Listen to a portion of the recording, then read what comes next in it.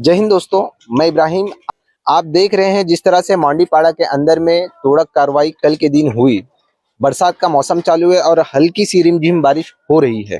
वैसे यहाँ पे जो मेरे बाजू में आप देख रहे हैं, ये टाटा मेमोरियल हॉस्पिटल के अंदर में ये कैंसर पेशेंट है। इलाज अभी भी चालू होगा आपका। सेफ्टी बेड लगा हुआ है, पेट फाड़ा हुआ है और अभी भी हमारा दवा सब चल रहा है। कैसे भी करके मतलब दवा वगैरह चलता है। अच्छा, ये जो घर आपका खुद का था या कैसा है? जी सर, खुद का तो हमारे को 2018 का पैसा दिया, वो 82 नंबर में दिए थे। 82 नंबर में बोले कि यहाँ पे देंगे, लेकिन 82 में देने को बोले थे, लेकिन वहाँ का जमीन सब खलास हो गई, बेचते बेचते खलास कर दिए। और अभी यहाँ पे लाके हमको शिफ्टिंग में रखे हैं। और बहुत रिक्वेस्ट करने के बाद, क्या सर हमने इस हालत में हुआ, ऑपरेशन हुआ है, हमारे को रहने के लिए जगह नहीं है, कभी कभी रोड पे सोता हूँ, तो जाके हमको यहाँ पे शिफ्टिंग में दिए, वो भी कचरे के साइड में। मैंने बोला इन्फेक्शन होता है हमारे को मतलब कचरे से। लेकिन शिफ्टिंग में आपको रूम किसने दिया? देने को वैभव ने लाके शिफ्टिंग किए, जो कि हमने जमीन लिया है मुनेश्वर से। मुनेश्वर का रहने वाला मतलब ऑफिस संभालने वाला वैभव है। अच्छा, वैभव। अच्छा, मुझे ये बताइए कि आप अपनी बीमारी पे पैसा लगा रहे हो कि अपने घर को बचाने के लिए या घर बनाने के लिए? सर अभी तो हमने ए टाइम को अपना इलाज ही कर रहा हूँ, मतलब कैसे भी करके, और दूसरा कुछ नहीं कर पाता हूँ। मतलब कैसे भाई वगैरह हो, कोई सपोर्ट करता है, कोई मतलब आप काम वाम नहीं करते हो? नहीं, काम नहीं कर पाता हूँ। चलिए, ये एक ऐसे इंसान है जिनकी हालत खराब है, कैंसर पेशेंट है, बल्कि जो अधिकारी आए थे तोड़ने के लिए, थोड़ा पैसा लेके आते तो इनकी मदद हो जाती, पर जीसीबी लेके आए थे जिससे ये सब बेघर हो गए। खैर, ये भी एक पेशेंट है, पर ये कैंसर पेशेंट नहीं है। ये आईसीयू में एडमिट थी, किस वजह से थी आइए इनसे ही जानते हैं। क्या हुआ था? मेरे पेट में हरा नहीं आता। अच्छा, लीवर में सूजन बताया डॉक्टर। मैं 4 दिन एडमिट थी और मेरा पेपर ऊपर सब रूम में दब गया, मेरा बेड उड सब टूट गया, बेघर हो गई। अभी हम लोग कहाँ जाए? कल हम लोग झोपड़ा बांध रहे तो आदिवासी लोग झोपड़ा भी नहीं बांधने दिए रात में रहने के लिए। अच्छा, इसके पीछे किसका हाथ लग रहा है आपको? मुझे तो अभी सब कितने जने में किसका नाम बताओ, किसका हाथ है इसमें। चलिए, वैसे ऐसे हाल में मैं इनसे ज्यादा सवाल भी नहीं कर सकता क्योंकि ये खुद परेशान है। मेरा तो टूट गया था, बना के नहीं दिया। अभी किसने बना के नहीं दिया? निशोर यादव। अच्छा, ऐसे लोगों से क्यों खरीदते हो जब ऐसी दिक्कतें का सामना करना पड़ता? नहीं था भैया ना, मालूम नहीं था ना, नहीं खरीदती में पैसा ले लिया पूरा। इसके लिए अच्छा, पैसा पूरा दे दिया? पैसा हम लोग पूरा दे दिया। जान बनाया ना, पैर काटेगा कोई, जानबूझ के अपने पैर पे कुल्हाड़ी मारेगा। मालूम नहीं था, पैसा पूरा लेके नहीं पता था। मैं 2 रूम ली, दोनों रूम बना के दिया 8 लाख में। 4 लाख का मैं रूम ली, एक रूम 4 लाख का। पैसा जिस तरह हर एक को मिल जाए ऊपर से नीचे तक का, तो ये रूम पतरे से पक्का बन जाता है और मीटर भी लग जाता है बहुत जल्दी से। और जब अगर पैसा ना पहुंचे तो फिर यह हाल होता है जो आप पीछे देख रहे हैं। बोलिए, क्या बोले, किसको पैसा दिया? भुवनेश्वर को तो लोडिंग दिया। अच्छा, देवनाथ से लिया, सब फिर टूट गया, सब तो भाग गए, हम लोग तो बेघर हो गए। अभी जाए किधर? अब खैर, कहीं ना कहीं चूक हमारी अपनी भी है, क्योंकि हमारे अंदर में अवेयरनेस होना चाहिए कि हमें कहाँ रूम लेना चाहिए और कहाँ नहीं लेना चाहिए। बहरहाल ये गरीब हैं, इनको पता नहीं है। इनको 1-2 लाख में अगर कोई चीज मिलती है तो ये लेने के लिए तैयार है। अब इसी बीच में मौजूद है हमारे बीच में जो सिंधे सर हैं। मैं इनसे भी जानना चाहता हूँ कि आखिरकार जब आप आए हैं तो क्या उम्मीद से आए हैं और क्या उम्मीद इनसे रखते हैं, और आपसे ये लोग क्या उम्मीद रखते हैं?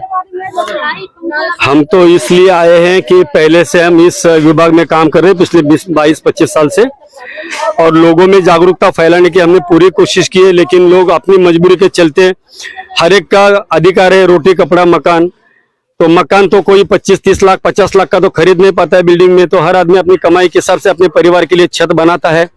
अब यहाँ पर दिक्कत ये होती है कि हर बार प्रभाग अधिकारी बदलते हैं तो तोड़क कार्रवाई होती है, क्योंकि उनकी जो भी आपसी व्यवहार हो वो पूरा नहीं किया जाता है, तो टारगेट बनती है गरीब जनता। अब मैं आपको बताऊं, मेरा भाईंदर महानगर पालिका के कार्यक्षम आयुक्त साहब को मैं आपके माध्यम से बताना चाहता हूं कि विकास देखना है तो मांडवीपाड़ा, दातकुलपाड़ा, इस झोपड़पट्टियों में आप सीमेंट कंक्रीट के रास्ते देख सकते हो, और इसी विकास का दूसरा चेहरा है। आप देख सकते हो, मैं आपका एक कुछ सेकंड लेना चाहूंगा। आप इधर आइए, मैं आपको बताता हूँ। गरीब लोग ही मर रहे हैं, कोई नहीं मर रहा। ये हमारा विकास है, ये पतरा है, आप देख लीजिएगा, ये पतरा है। आवाज भी आ रहा है आपको? अभी आप ये देख लीजिएगा, ये हमारे विकास का दूसरा चेहरा है। रास्ते सीमेंट कंक्रीट के बन रहे हैं और गरीब का झोपड़ा ये पापड़ की तरह पतरे के बन रहे हैं। गरीब किस तरह से अपने परिवार के लिए एक आशियाना बनाता है, अपने बच्चों के लिए एक घर बनाता है, अपने परिवार के लिए एक छत बनाता है, ये उसका उदाहरण है। और इसके बावजूद भी 4-4 बार पैसा देने के बावजूद आदिवासियों को आगे करके लोडिंग के नाम पर उनसे पैसा ऐंठते हैं। और ये सभी नगर सेवक, सभी प्रशासन अधिकारी जो अतिक्रमण में बैठे हैं या प्रभाग अधिकारी है, जो भी है, वो सब वसूलते हैं और मिल बांटकर खाते हैं। और इतना करने के बावजूद भी एक गरीब जनता आज इस बारिश के दिनों में खुले में है, जीने के लिए मजबूर है। बच्चों का स्कूल छूट गया, कई महिलाएं, मेरी माता बहनें बीमार है। इसी ये माहौल के चलते बीमारियां फैलेगी, उसकी जिम्मेदार कौन है?